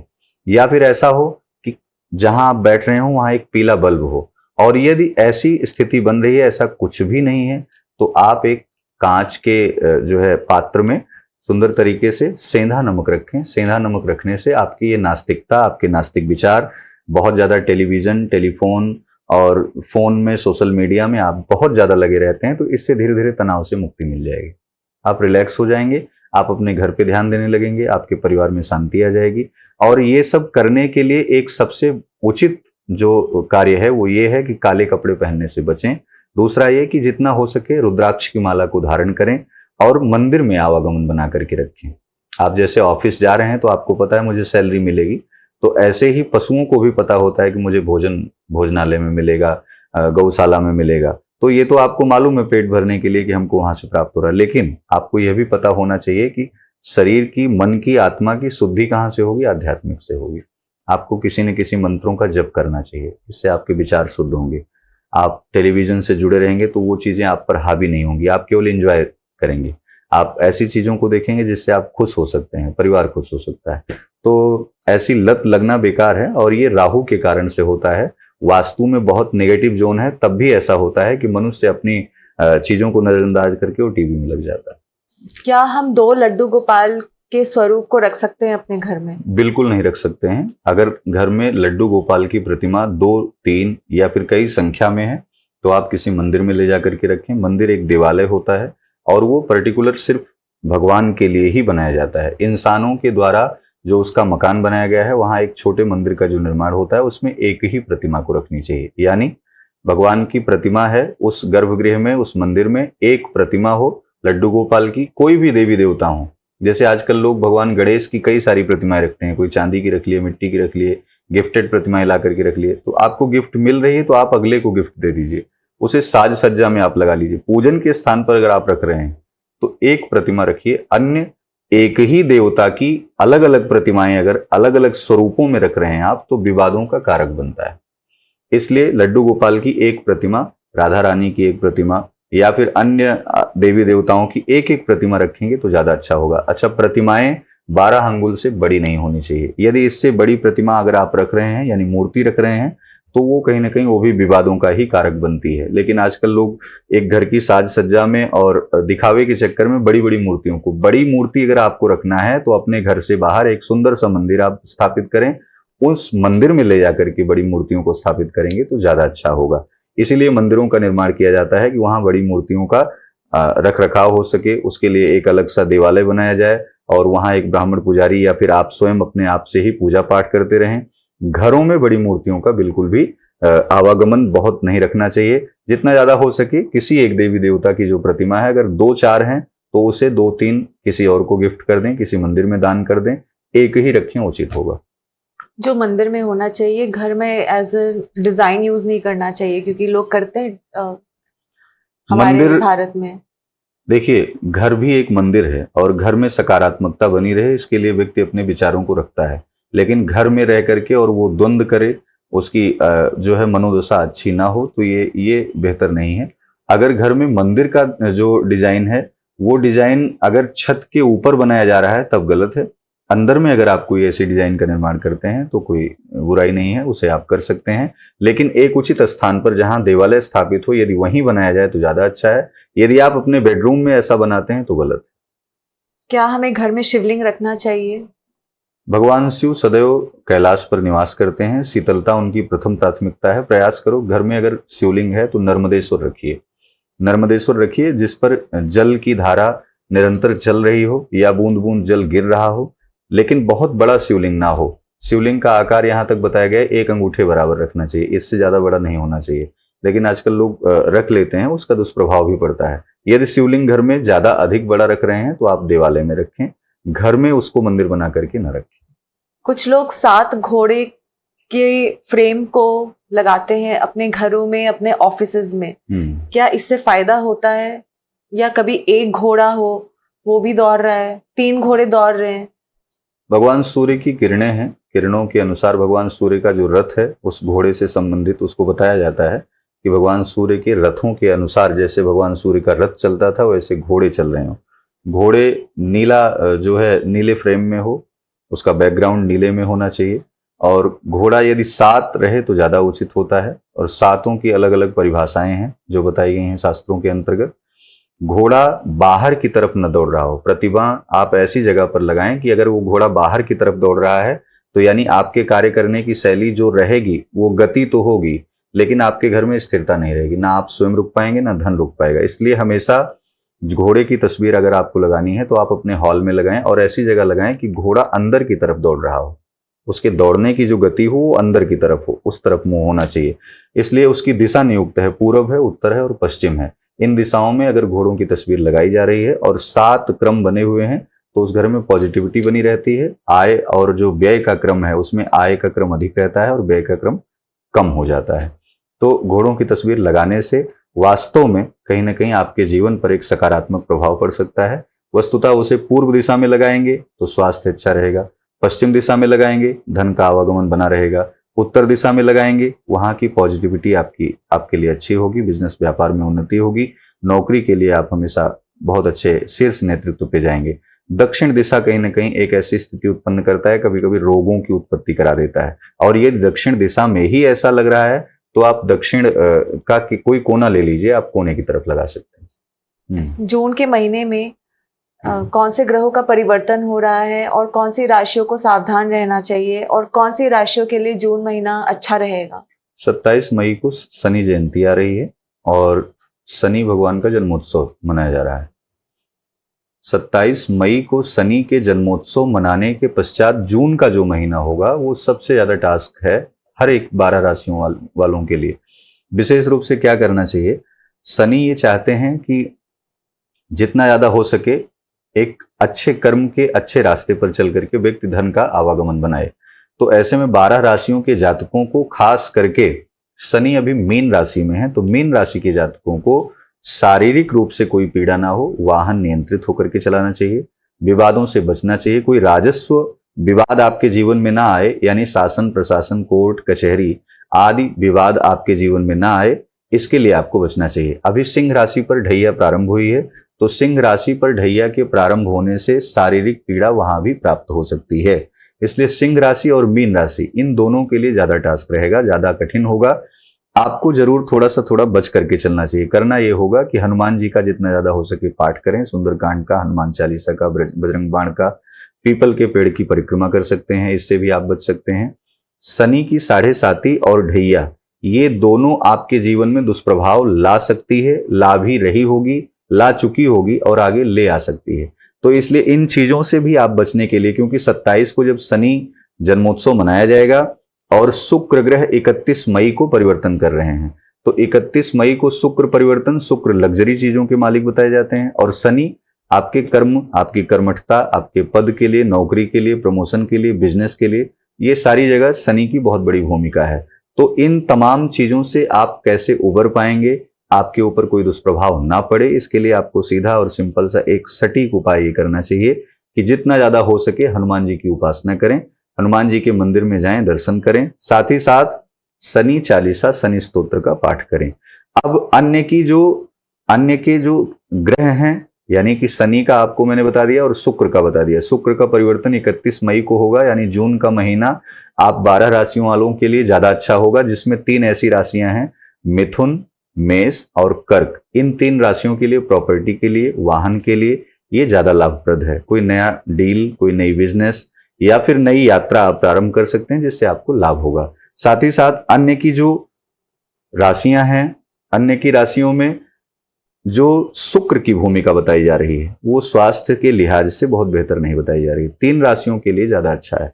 तो ऐसे में जून का महीना शुक्र और शनि ग्रह से संबंधित या फिर अन्य 7 ग्रहों से संबंधित वो ये आपको संकेत देता है कि जितना ज्यादा हो सके, अगर केतु खराब चल रहा है, केतु की महादशा चल रही है, तो आप किसी कुत्ते को बिस्किट खिलाएं, दूध पिलाएं, उसे रोटी में गुड़ लगा करके आप खिलाएं।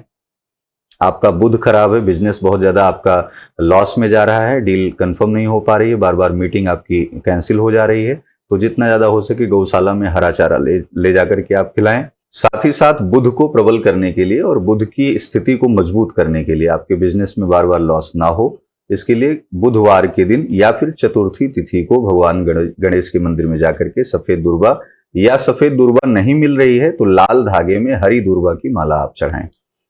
अगर आपको अपनी राशि भी नहीं पता है, आपकी जन्म कुंडली, लग्न कुंडली कुछ आपको मालूम ही नहीं है और ज्यादा आपके जीवन में तमाम तनाव चल रहे हैं, विवाद चल रहे हैं, बहुत कर्ज से आप संलिप्त हैं, बार बार एक्सीडेंट हो रहा है, घर में बहुत सारी कलह क्लेश है आदि नाना प्रकार की ऐसी चीजें हैं जिनके बारे में आप पता ही नहीं कर पा रहे हैं और इस वीडियो को आप ध्यान से सुन रहे हैं, तो आपको क्या करना चाहिए, मंगलवार के दिन प्रातःकालीन बेला में लाल पेन से पीपल के पत्तों पर 21 पीपल के पत्तों की माला आपको बनानी है, सफेद धागे में पिरो करके बनानी है और प्रत्येक पत्तों पर 5-5 बार राम राम लिखना है।